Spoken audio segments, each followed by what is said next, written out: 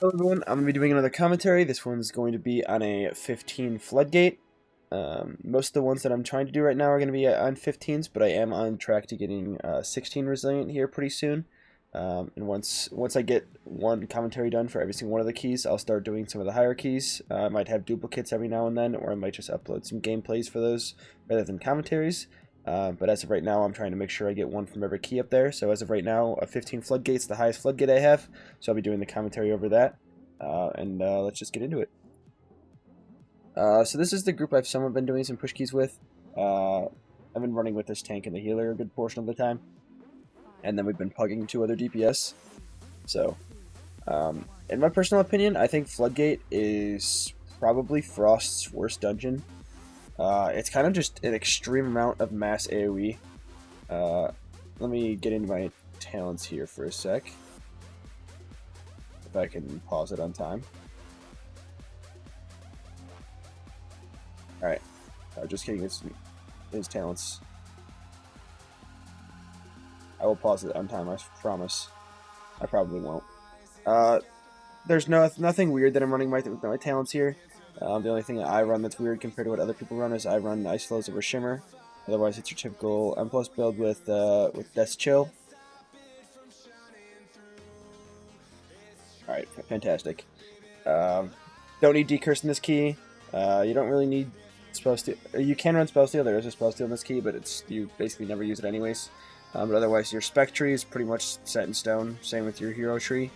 DB and Supernova is a choice node you can run. I typically run DB just because you get the reduced timer from your hero talent. But other than that, this is a pretty just standard tree. You basically have 2 points you can move around. I have 2 in Cryo Freeze and 1 in Divert Energy. I also always run this magic damage one. Depends on the keys. There are some that this might not even be useful. And you can run this in like Tempest Barrier or the Ice Block cooldown reduction or something of that sort. But yeah, that was a pretty standard tree. Nothing really special in our tree at all. So going into the first pull is always a big pull. It's a standard pulling all of this into the shredder with Lust. I always try making sure I focus one of the surveyors that I have my focus interrupt. And then basically just make sure you're targeting the shredder. The only thing you need to be aware of in this pull really is if you're getting the dynamite thrown at you. That's the only thing that will really do damage as long as you dodge the windups, the frontal, and then the shredders. Other than that, I'm starting the pull, getting into 12 DC stacks, doing typical AoE, making sure that I'm sending Blizzard and Orb as soon as they come off cooldown. After Blizzard and Orb, my next thing should be Glacial Spike, really, other than Comet Storm. But you just want to make sure you're having your AoE things on cooldown as soon as possible. That's where you're going to be losing out on a lot of your AoE damage. With the buff to Blizzard this tier, Blizzard's actually a substantial amount of our AoE damage, especially in keys. So you want to make sure that you're actually getting those off on cooldown. Before, it used to be such a small amount of our damage, and it just used to be the orb. But now after they had buffed Blizzard, it actually does quite a bit. Now for this pull, I like focusing the Surveyor. The Surveyor are the ones that have the beam, the Surveying Beam, which I just interrupted there. So this is what I'm talking about in saying that the pulls for Frost are pretty bad in terms of our cooldowns. So you saw the first Shredinator pull happen, and now going into this next pull, I now have 30 seconds left on Icy Veins. So this is a really hard time of, like, you're never going to have Icy Veins going into pulls, which is pretty unfortunate. I kind of just have to play around it. It happens a lot of the time in this key, especially with like Big Mama. Your cooldown is really bad lineups for the intermissions. You saw I tried using Icy Vein or Shifting Power to get it back as soon as possible here. But again, in this pull, I'm making sure I have a target focus for a Surveyor just so I can get a kick on the Surveying Beam. And then you're trying to be focusing the Architect as soon as possible. If the Architect goes on a Scaffolding Frost does have pretty good swap damage, so you can swap over to the scaffolding pretty soon, or pretty quick, and make sure that that gets deleted as soon as possible. Other than that, same thing as before, making sure you're just doing your, getting all your AoE spells off in time, or as quick as possible, so your Orb, your Blizzard, and your Comet Storm. You see I'm actually waiting here quite a bit on my Orb and Blizzard. I probably lost a little bit of damage there.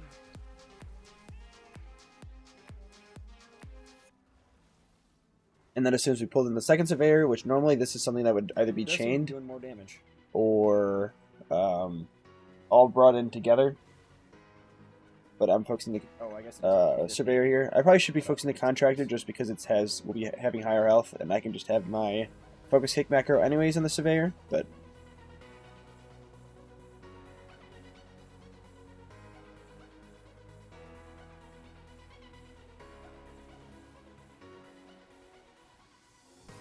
it does seem like at least on some of these smaller pulls, I'm not using Blizzard as much. Not as huge of an issue. I think on 2-target it's kind of, you should still be sending Blizzard as much as possible, but it's not as big of a deal if you're using like Glacial Spike or something of that nature. At this point, we're skipping these mobs and pulling a bunch of mobs up here. The Demolitionists and the Snipers they're not terrible, but it's mobs that are frequently skipped when you're running Floodgates. Just because the Snipers do quite a bit of damage just generally throughout the pulls. And I think I actually end up using G Invis here because I end up pulling. I don't. Okay, I waited. Yeah, but it's getting shot. Oh yeah, I did.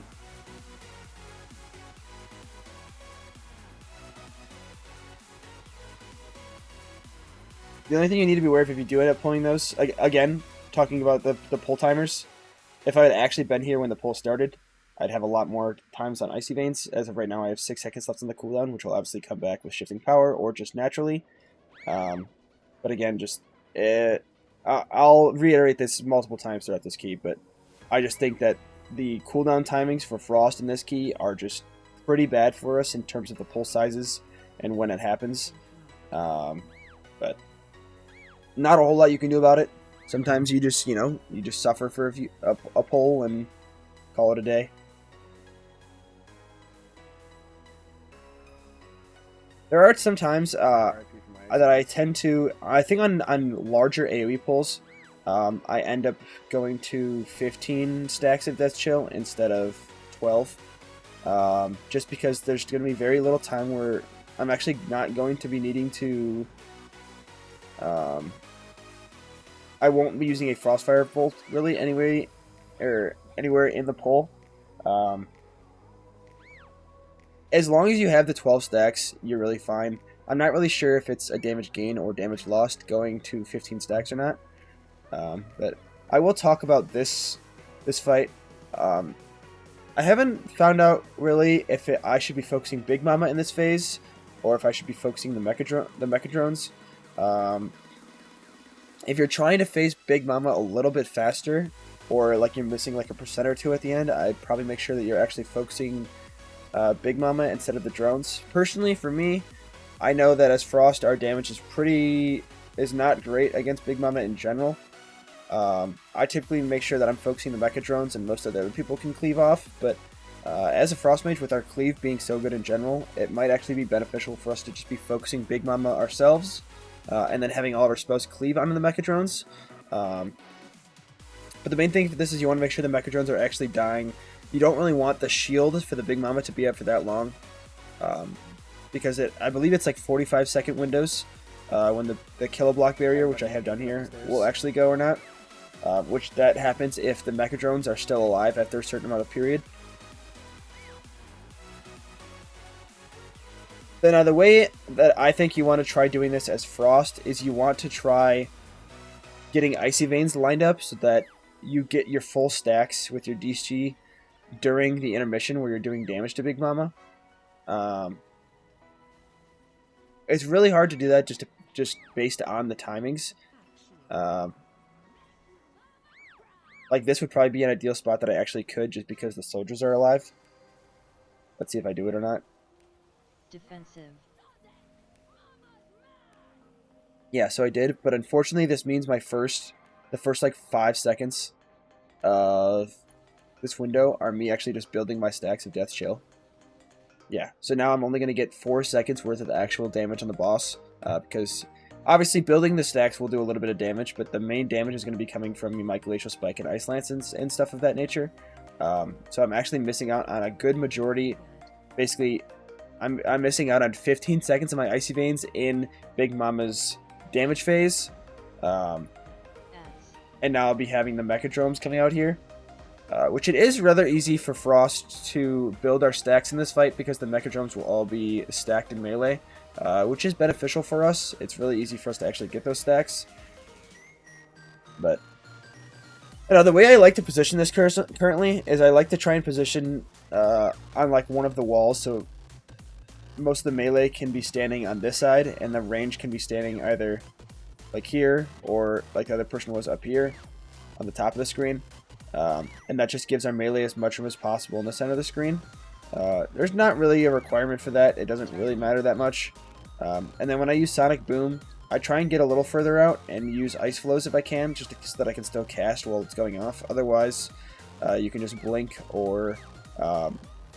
I mean, most people are running Shimmer. As soon as Sonic Boom goes off, they can just Shimmer and immediately get behind the Sonic Boom.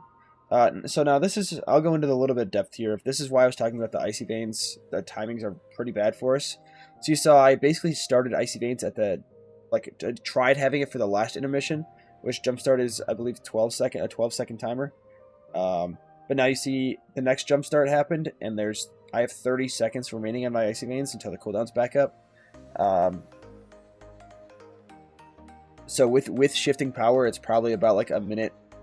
It's about a minute 45. So the phases are like a minute 15 apart, which is just really bad timing for Frost in general. Defensively for this, I try making sure that I have. You should have almost altering time for almost every single one, with 50-second timer on alter time, and then most likely with shifting power. So alter time should basically be used in every single intermission as long as you have it.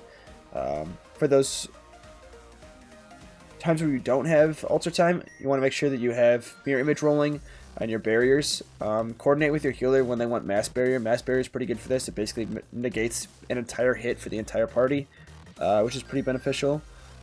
If those aren't working, well, that will be working obviously, but if you need anything more, Ice Cold's pretty good for this, just to bring you back to full and give you the DR reduction. But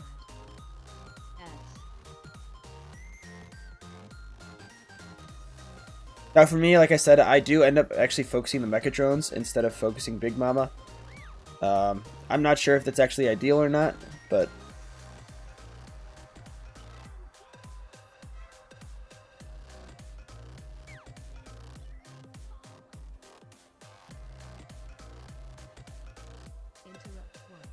now for this, I probably should have saved my Icy Veins a little bit, knowing that the intermission phase would be coming, and try and get my Icy Veins going towards the intermission.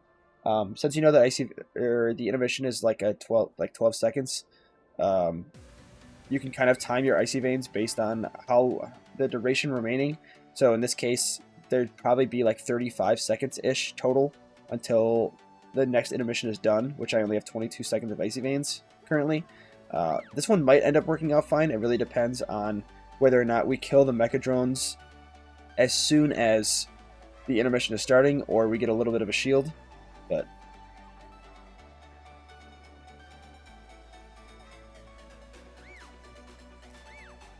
in the timing that I did my Icy Veins, you see that I'm only going to have 3 seconds of Icy Veins with my full Death Chill for Jumpstart. I got, what, maybe 3 spells off in the window. So for me personally, I just don't think this is a great boss for Frost. And now depending on your group, you can actually target Big Mama or the drones in this last phase. I think as long as it's below like 300 mil, you should try and focus Big Mama.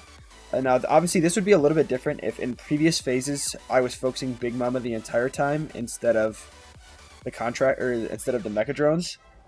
That would be the difference in these keys. Now I think the higher you go up, I think you're actually going to end up wanting to try and focus Big Mom a little. It'll just lead to more more time with the barrier up on Big Mama, but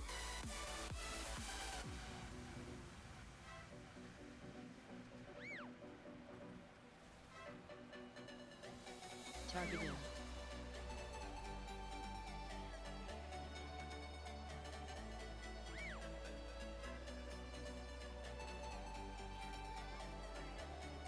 We are 3 minutes ahead of what we were last key, by the way. now for this, there is a specific spot that you can do. Our tank typically does it.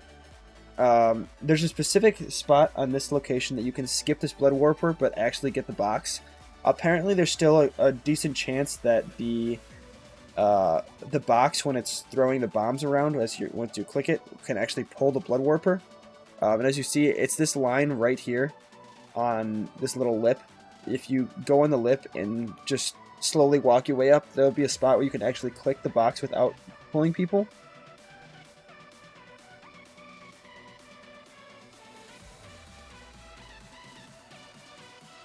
Go, just go, just go, just go. We'll go, go, just go.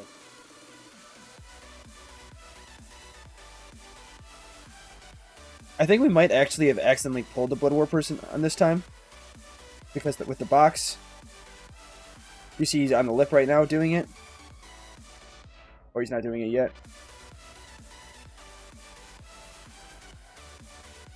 He's doing it now, but unfortunately you see the bomb actually ends up pulling the Blood Warper. He turns and pulls it, which was not ideal. Now for the Blood Warpers, the way I typically use my defenses for it, you can alter time either every other or every third. It should be dead by the time the third one is done. If it's not, you guys are going to be struggling quite a bit. It's quite a bit an extensive heal check for it. You RP walk on it? Now you shouldn't really have to worry about the Blood Blast either, the kick that the Blood Warper actually does, because it goes on the tank every single time. Obviously, if you have nothing else to kick, you might as well just kick the Blood Warper. But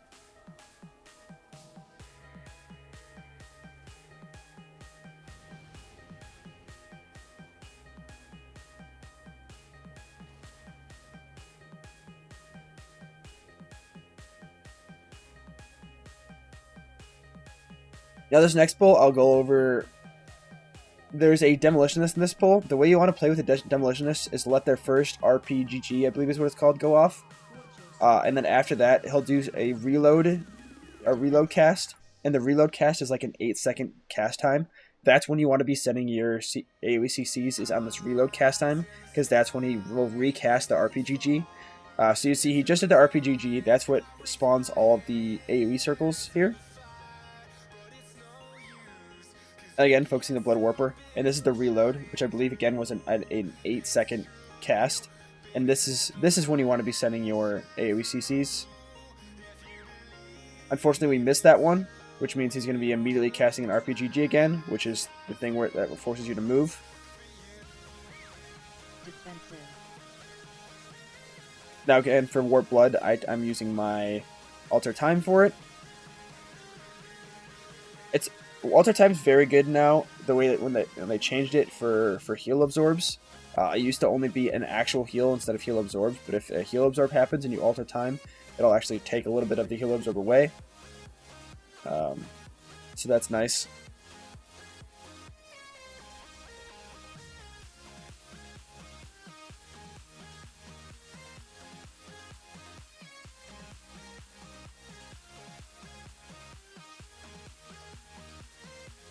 Now for this pull, the divers, only one of them will be casting a harpoon at a time, so you want to make sure you're trying to kick that as much as possible. That's what will actually pull people in and put a dot on them. Especially with this pull where we're pulling a lot of divers that'll do all the Sephorium bombs. It gets pretty dangerous. But otherwise, if you're doing this pull, your main target should be on the Architect again.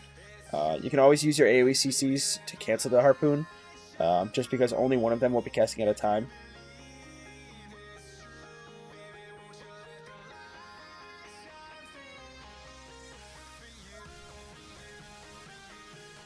There is one of the downsides I've always felt with playing Frost Mage is if you're in a group that depends on using knocks or stuns, or sorry, knocks or like knock-ups or anything like that. There are times where your AoE CCs will just fail because either one, they're frozen from you using Ice Nova to shatter Comet Storm, or just your Glacial Spike. You can only really choose who your first Glacial Spike goes on. The second shatter is not something you can decide on. So you just need to be really careful. Let your group know if you are running that you're running Frost, that they don't entirely depend on those. There are some times where you can't really make that decision, but just let them know that, like, hey, sometimes your pulls might not be entirely, I can't think of the word right now, dependable is the word I'm thinking of, so just make sure they know that. Now again, talking about the pull timers as Frost, I'll iterate this every time it comes up. This pull started, I had to use Shifting Power, and Frontal. I still didn't get to have Icy Veins at the start of this. Frontal. And now I did focus a Surveyor at the start of it. There should be, you sometimes either have to do this pull with 1 or 2 Surveyors. There's one Surveyor over here in this group, and then there's another Surveyor that's behind me in this area. We did actually end up pulling 2, so just choose one of them and use your Interrupt for 1.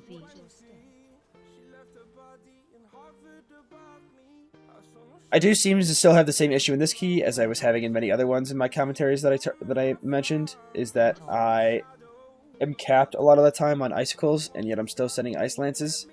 Especially using Ice Flows, I should make sure that I have an Ice Flows available so that I can send the Glacial Spike as soon as possible. Otherwise I am wasting Icicles, and Glacial Spike is a big part of our damage. Now for this fight, I focus Bront as much as possible. As you can see at the start of the boss fight, I believe it's Kiza has like 550 million health versus Bront has like 750 mil. Most of the time the melee will be hitting Kiza, so she will primarily be dying earlier. So you need to make sure as a range that your priority is on Bront. Now obviously as a 2-target class, or a class that's primarily relatively good at 2-target, it's not as good as 2-target now as it was previously, but you can make sure that you're spreading your flurries at least when the 2 of them are together, so that you're shattering both your Glacial Spikes, your Splitting Ice Glacial Spikes, as well as any of your AoE spells, so your Frozen Orb, your Comet Storm, your Blizzard, all of those. But primarily my I'm pretty much primarily just single target Bront. Now the tip for this fight is with the bombs that pop up. They pop up on basically all of these circles that show up as soon as Kiza jumps. The way that you want to do this is you want to pre-position yourself. So Kiza will choose one person to put a knock-up on, so this Kinetic Explosive Gel. The way that this works is it'll get dispelled by the healer, and any of the bombs in the area will get removed. So you want to try and pre-move as much as possible.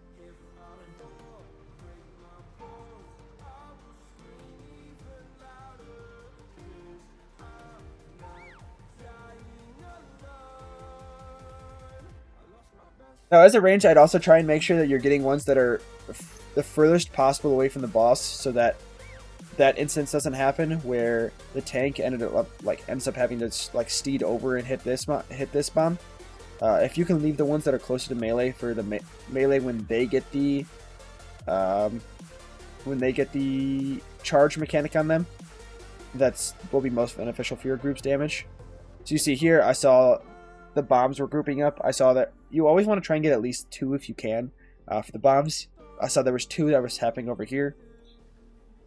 So I started to pre-position myself in case I was the one that got it. And now the charge for the boss does have a pretty big hitbox. So in this instance, you see I'm trying to line up in between the 2 of them. It actually does hit both of them with that charge. Yeah, I got both of those.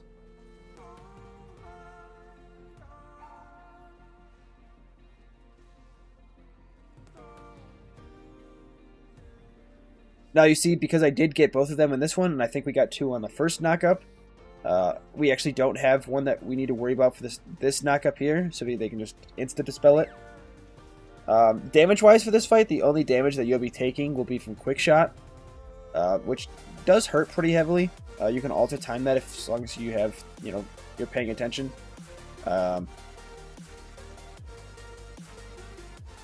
Can hear bombs. Like in this instance, I'd probably be sitting right here. You see that if I was sitting here for the knockup, I could have gotten both of these at the same time as long as I pre-positioned. And I'm trying to station myself in the middle of these two to try and get both of them. I only ended up getting one. And now I know that since we missed this bomb, we missed all the bombs for this one actually. I know there's going to be one dispel mechanic going off here. So we'll have, but then means we'll have two bombs going off. If a bomb goes off, you need to make sure you're using a defensive. I think I still end up dying here. But I should have used Ice Cold. I ended up using Barrier and Mirror Image for this. Because I know it should have been this big of a hit, I should have just used Ice Cold and not worried about it. But two of us died from that because two of the bombs went off. Targeted. So this is the targeting where I'm talking about if I'm getting the knock-up thing, I'm pre-positioning myself in between two bombs, getting two here, and then trying to hit as many of the bombs as I can with a charge. I think there is the way that the charge works is I think it goes a little bit further than where you're positioned at. I'm not entirely sure if that's the case or not. So like the druid ended, I'm not sure if he actually goes to the end of the room or if it's like a set distance. But I think he goes to at least your location. But I kind of have to play around with that a little bit. Now, if you are going to kill a mob first, you want to make sure that you're killing Kiza first, just because the quick shot can end up one-shotting. But what ends up happening is if the mobs are farther apart, they end up doing more damage. They do like a stacking damage thing, and I believe it's 20% for every single stack. So as of right now, the tank is currently taking 60% increased damage from Bront. Which I should have icy banned if I used my other defenses. Or should have ice colded. So again, if you are killing one, make sure you're killing Kiza first, but you have to make sure that the tank actually has defensives for once Kiza is dead, because Bront does do a pretty big tank buster.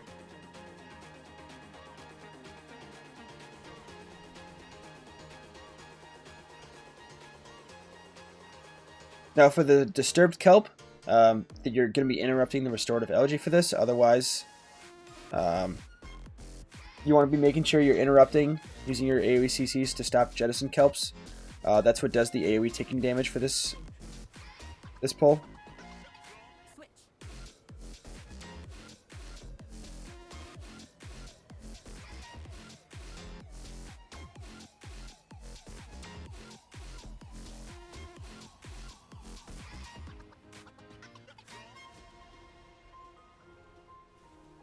This pull lasts like just long enough that Icy Veins is like a perfect length for it.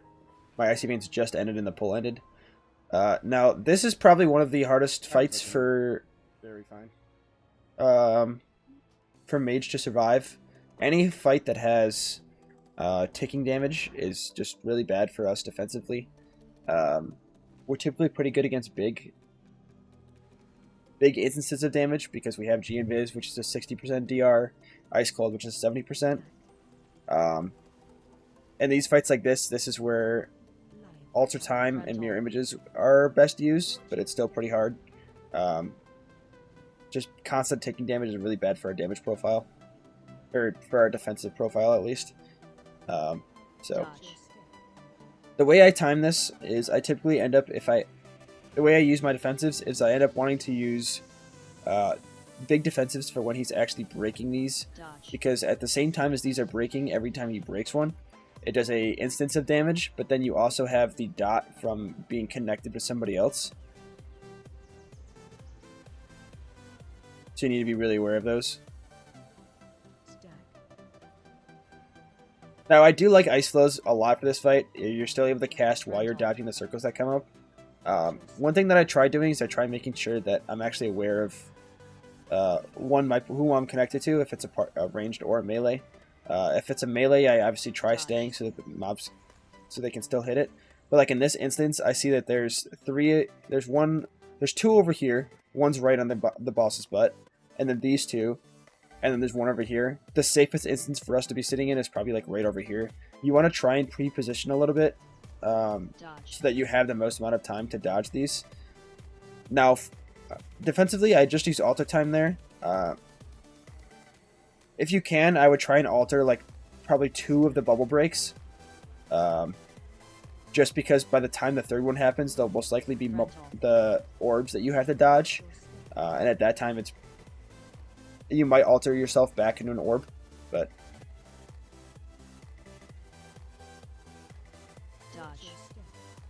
Like in this, there's 4 of them on this side that I can see right now, and there's none over here. I probably would have positioned us over here so that we can easily dodge, but... So you saw I just G-invis this set. I do typically try and save my Ice Cold a little bit, just because my Ice Cold is an actual heal as well. Not only is it a DR, but it's a heal. I try and save it for more instances where I notice that other people are low and don't have defensives. And I try and let the healer know, like, hey, like, I see that the Boomy doesn't have Bark Skin, and I see that DK has, like, no defenses in this instance. So this is where I should try and be Ice Colding. You see here, I actually Mirror Image as well. I probably should not have Mirror Image. Overlapping defensives, especially on a fight like this, is pretty bad for us, just because, like I said, it is pretty bad for our defensive profile. But it did end up lining up really well with our Shaman's Spirit Link Totem as well, especially anything that's giving healing when Spirit Link Totem is going off is very beneficial, because it helps all of us. I believe that lust was okay. Now, we did send Lust here because we knew that this is the only way we were going to get an additional Lust off. Our timer was pretty tight in terms of that, but we still had, it looked like there's 20 seconds, so we had like a 1.5-minute window, which means we had like a minute-ish of a safety area. Again, you saw I alter timed 2 hits of the orbs. The reason I only did 2 again is because if I did any more than 2, so you see I altered back here. If I waited for this third one to break, I would have been hit by this orb by the time I altered back. You also need to be really careful with your alter, because if you're tied to a melee person, if you alter and it pulls them away, you guys might actually pull yourselves into orbs. So it is pretty hard for you to use alter in this fight, just for that instance. Now, I think I ended up saving Icy Veins for this, because I know what pull we're doing next. This group is doing a bubble skip, which you probably should be doing.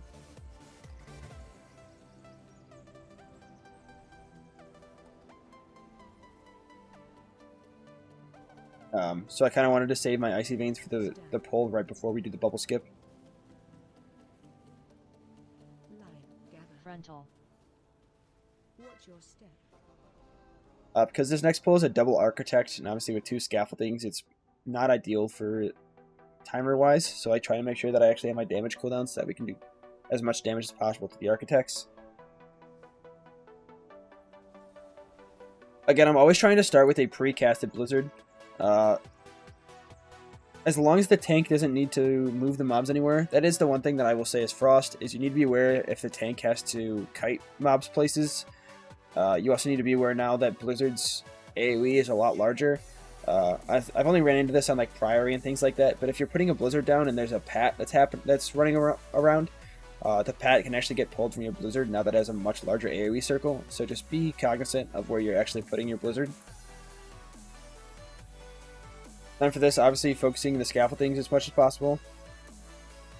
And then as soon as the scaffoldings die, try and focus one of the Architects.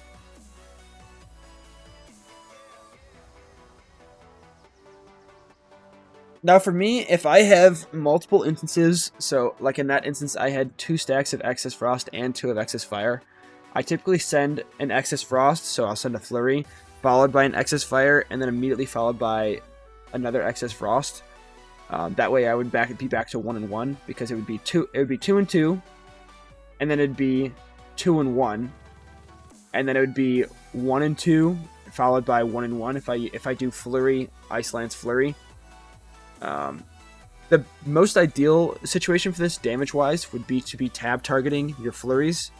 So I should probably put like one on this architect and one on this architect. Personally, I don't do that often. It is a damage gain to do that, but because I focus so much on prio damage, because with DK and Boomy, which is typically the comp you'll be running with, they do a substantial amount of AoE, and they'll be doing more AoE than you will as Frost. It's just how it is with class tuning. I typically focus a little bit more on the prio damage. So prio damage is important in these comps that do have mass AoE.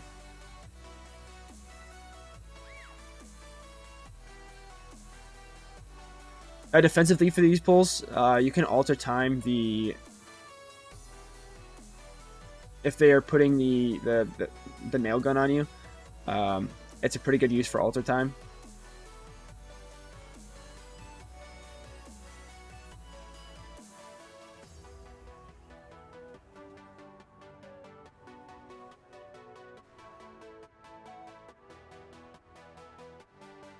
Now our bubble skip is going over onto this little platform over here. Our tank typically goes and might get aggro these bottom feeders, but the way that these bottom feeders work is as soon as you are on this, they'll basically like a drop aggro. You can actually invis all the way across. It gets a little buggy with Frostwalk sometimes, but so since I actually only had a shorter duration of a invis potion, mine was like 12 seconds instead of I think it's like 18 for the max rank, I actually would have pulled some of these bottom feeders, which luckily I did have G-Invis still off cooldown. You can either do it like we did and do it all the way from the beginning, or if you can get on the side, the little rock, that works as well. And then for this pull, you want to make sure you can put a focus to one of the casters. I didn't worry too much about it here, but otherwise your main focus should be on the large mob, the guy that does the tank buster. And it's the jump start, I believe is the name for it.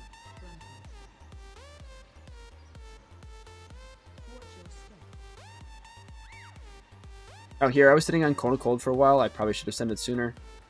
And as soon as I got 15 stacks, I could have sent it. I think I was waiting for my orb cooldown to come back on, or to come back up, but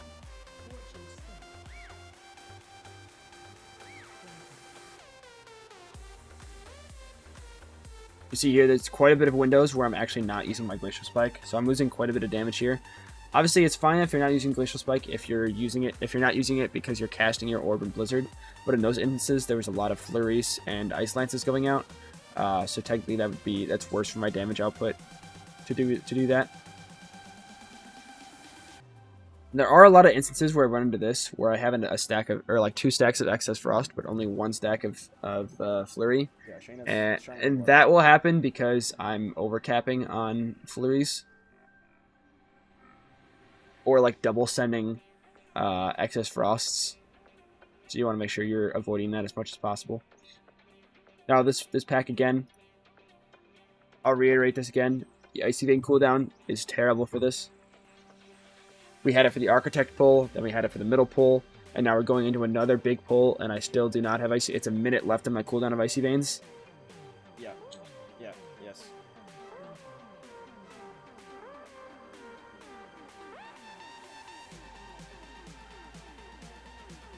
So like I said, the cooldown timings for Frost in this key, I just think are pretty bad. Nothing you can do about it. Obviously, people are not going to be pulling around Frost CDs anyways. They're going to be pulling around DK and Boomy CDs. It's just, you kind of just have to deal with it.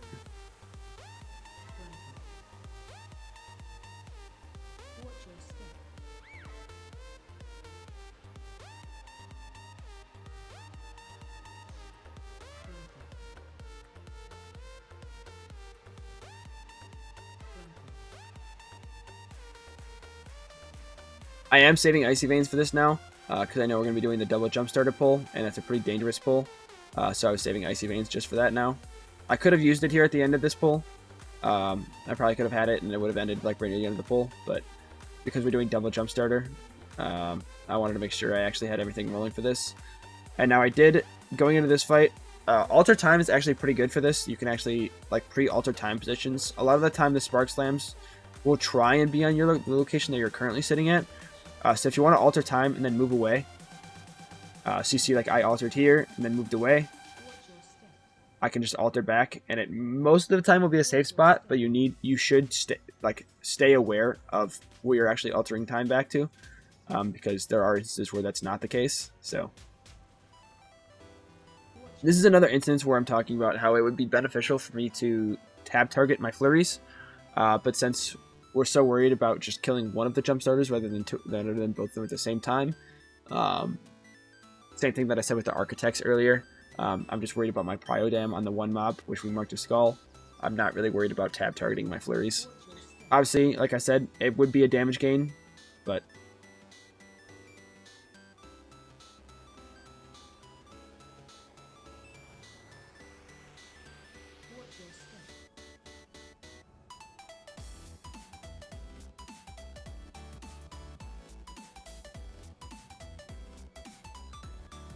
now for this fight, the way I typically use my cooldowns is I try and use alter time during the intermissions. Your alter time lasts a good portion of the intermission, because I believe alter time is an 8-second duration or something of that nature. But you do need to be aware of the lines in this fight. If it spawns on a water puddle, it just gets fucking bugged. What I was talking about there is I actually had this happen to me in a previous Floodgate. When he does the sparks that jump at you and you have to run into a water puddle in order for the spark to go away. I had this bug on me previously. I'm not sure if it's exactly the case of why it happens, but I believe that if you're on or near a water puddle when the sparks actually spawn, the spark will bug and automatically like get rid of that water puddle and turn it into an electric one, but then the spark won't go away. And so the spark will just be following you the entire time, and it won't let you like go into a different water puddle in order to stop it. Oh yeah, so alter time, an 8-second cooldown, and then the intermission is 10 seconds. So you see my alter time images here.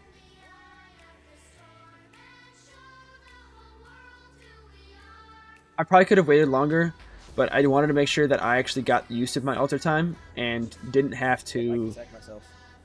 And I wanted to make sure that I was actually going to be safe on alter timed. With the Gigazap, I typically try using G-Invis or Ice Cold. It shouldn't one-shot you as long as you don't have a barrier. Or like it shouldn't one-zap you right away. So you can alter this hit as well if you want, but you need to make sure you're using defensive for this.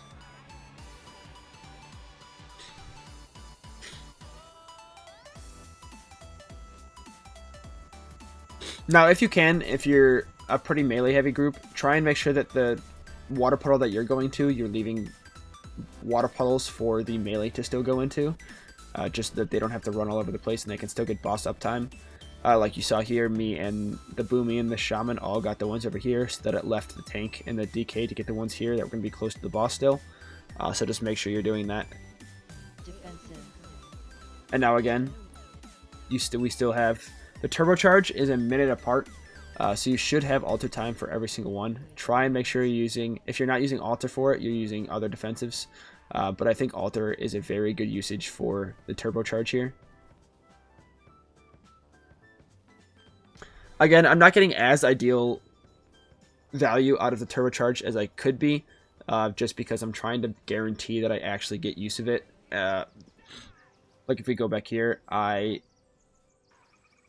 could have waited another few ticks here. I probably could have waited another tick here, but I ended up alter timing back here. And that's just because I wasn't fully sure where the next turbocharge line was going to be. I would rather get the guaranteed value of those 2 ticks with turbocharge rather than potentially alter time back here and die. It's always better to be safe than sorry, especially with the timer being 15-second kills. Or you losing 15 seconds from your death timer. So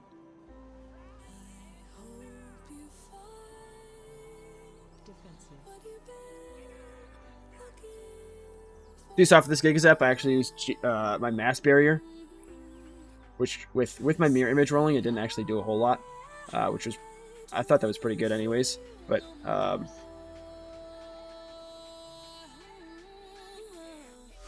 So both barriers. So mass barrier for the original one. Plus I have mirror image rolling in this time too. I still have 20 seconds remaining in mirror image. It still is a pretty hefty hit, but it ended up doing it brought me down to like 60% or something of that nature. But you saw again that I made sure that I went to the exact opposite direction that the tank was going, so that the melee DPS and the tank had their own the water puddles close to the boss that they could use.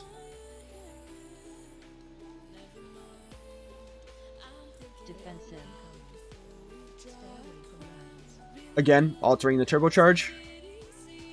Ideally, I'd be in AMS here.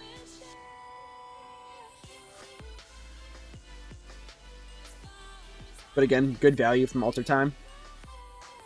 You can communicate to your healer as well. Let them know when you're going to be alter time, or that you will be alter timing every single turbocharge, at least for the first few ticks. That way they can focus on healing the other people for the first few. Forms. Kites back to water. Now, for me, I probably should not have gone here because this is taking away one from the one of the melee. You see here now that it actually ended up being our Boomy, which didn't really have to move, which was nice at least. But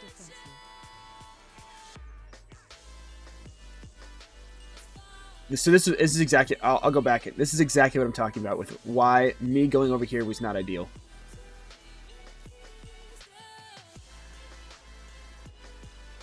Our DK is not in melee currently.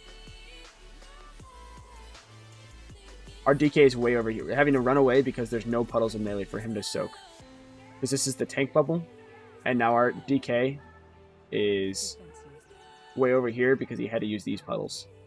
If I, as a range, just go to one of these puddles, it's a lot better for the DK and any of your melee players to actually get the ones that are closer to melee, because this would have been the tank and the DK's one, and then it should have been like me, the healer, and the Boomy get the ones over here. So try and, if you can, try and make sure that you're getting ones that the tank's not going to, so that your melee can actually maintain their uptime. Stay away from lands.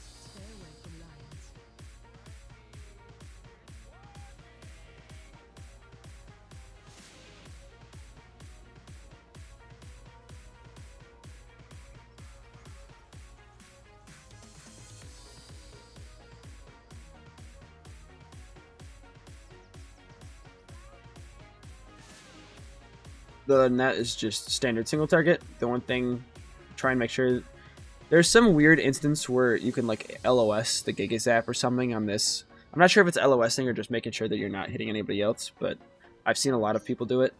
I'm not sure exactly what it is, but Then other than that, that is this 15 Floodgate, which I think was one of my last. It was my second to last, I think, 15 that I had timed. My last was my Priory. But I think this is one of the 3 harder keys to time this season. I think the other 2 ones are Priory and Cinderbrew. I also just think because the damage profile and just the way that pulls are, you end up going into pulls and you have like 40 seconds left before your Icy Veins comes up. I just don't think the timer is really that great for Frost. There's nothing that can really be done about that. I mean, you can try and change pulls around it, but obviously, again, like I said, the way that you're going to be doing pulls this season is around your DK and your balanced druid. It's not going to be about your mage. So, best as you can. I think the main thing that I've noticed in this key, at least, again, I say it in almost all my other ones, is I end up not sending my Glacial Spike as soon as it's available. I end up sending a lot of Ice Lances or Flurries. I have a little bit sometimes where I'm not casting Orb or Blizzard as soon as they're off cooldown, so I can be doing a little bit more AoE damage in that regard. I thought my defensive use was pretty good, other than on Kiza on the second boss, when I used Images and Barrier thinking I'd survive the double bomb instead of just using Ice Cold. That would have been the smarter decision to do. And yeah, that is going to be my commentary for the 15 Floodgate. You see the overalls here. Ooh. Excuse me. But the overalls here. There should almost never be a time where you're beating an Unholy or Balanced Druid, especially in keys that have mass AoE. Maybe if it's like a Workshop or a Theater of Pain, you might be able to beat them there. But otherwise, they should almost always be doing better than you here. But yeah, I did 3.98 million overall. Decent numbers, not great. Obviously, the higher you go, the more your other DPS are going to be doing, and you as well, just because you need to be doing more DPS to actually time the keys. But yeah, that'll be it for the commentary on my 15 Floodgate. Thank you all for tuning in. If you guys did enjoy the content, make sure you guys subscribe to YouTube. And then I will also be I also put my Twitch in the comments of the video, in the description of the video. I will also try putting the log for this key as well in the comments. I know some people like looking at the logs in terms of either just seeing my rotation for things, or seeing like when I'm using my cooldowns in terms of like the timing of the dungeons and stuff like that. So I will, as long as I have the log, I'll put that in the comments as well. So I'll have my Twitch, I'll have my Raider IO, and I'll try and put the Warcraft log in the description of the video. But other than that, that'll be it for the 15 Floodgate. Thank you all for tuning in, and have a good one.